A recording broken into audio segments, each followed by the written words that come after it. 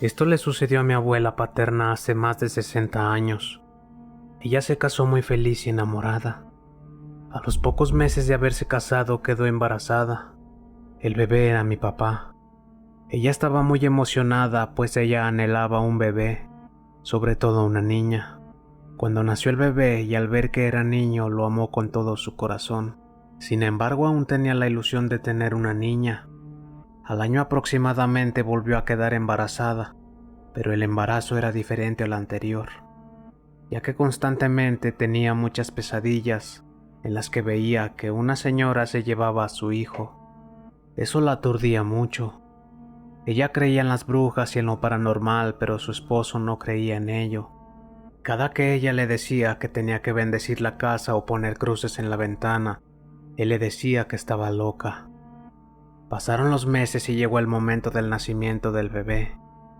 Antes las señoras se atendían con parteras o hierberas, y muchas veces se les llamaba brujas blancas. El parto se le complicó ya que aparentemente el bebé venía mal acomodado. La partera le sobó el vientre a mi abuela para así acomodarlo. Después de mucho esfuerzo nació el bebé. ¿Cuál fue su sorpresa? Que era una niña.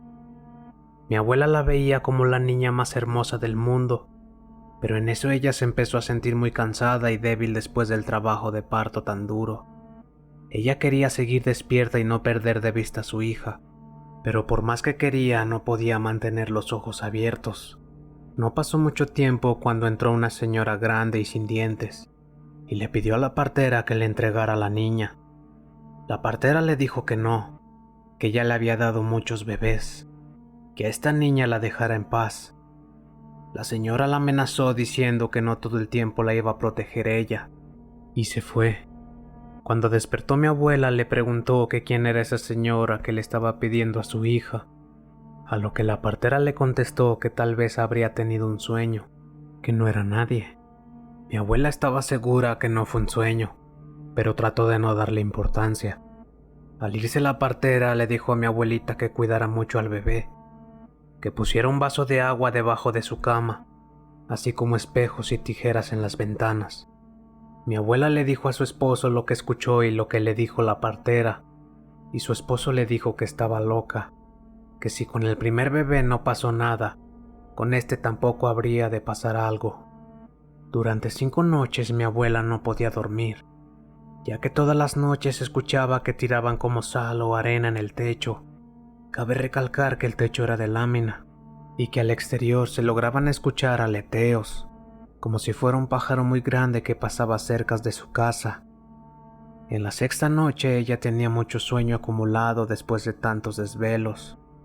Volvió a sentir lo mismo que cuando dio a luz, un cansancio terrible que no la dejaba mantener los ojos abiertos.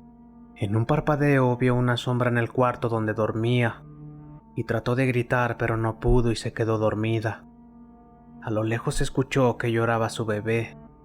Cuando por fin logró despertar buscó a su hija y no la encontró. La bebé dormía en medio de mi abuelo y mi abuela, y mi papá, el bebé mayor, dormía en una cuna. La buscó como loca por toda la cama, y cuando levantó las sábanas, la bebé estaba en la parte de los pies de ambos muerta. Tenía rasguños, moretones y su cabello blanco. Mi abuela entró en depresión y aunque quiso volver a embarazarse ya no pudo, y solo se quedó con su único hijo, al cual amó durante toda su vida. Por eso cuando mi padre tuvo a mi hermana y a mí, mi abuela nos amó hasta el cansancio. Fue la mejor abuelita, y aunque ya no pudo tener más hijos, a sus nietas nos quiso como si lo fuéramos. Mi abuelita ahora está en el cielo, y aún así, sigo sintiendo su amor muy cerca de mí. Este relato nos fue compartido por Yasmín Martínez del estado de Oaxaca, un estado lleno de tradiciones y alegría con sus coloridos bailes folclóricos, pero también un lugar en donde lo paranormal hace presencia. Esto fue Terror dimensional.